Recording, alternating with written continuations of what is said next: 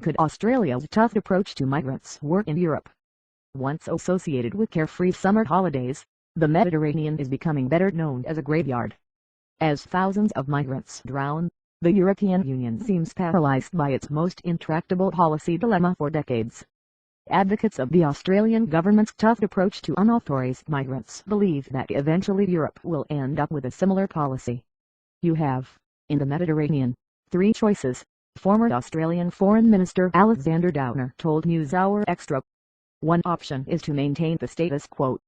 But, he argues, that would mean more people will drown.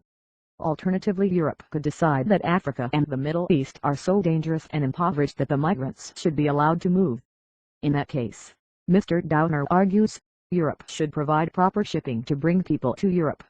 If, however, Europe wants to stop the drownings in the Mediterranean but does not want open borders, Mr. Downer says, then it will have to turn boats back. When he was foreign minister from 1996 until 2007, Mr. Downer was fiercely criticized for preventing people reaching Australia by boat. Similar policies are now being implemented with even greater vigor by the government of Prime Minister Tony Abbott. The policy has had a significant impact. In 2013, some 300 boats with more than 20,000 unauthorized migrants got to Australia. In 2014, just one vessel reached the country.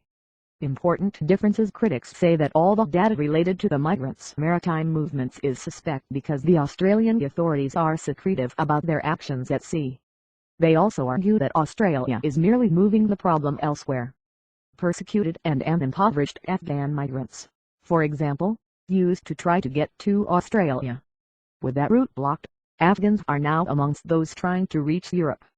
While European policymakers are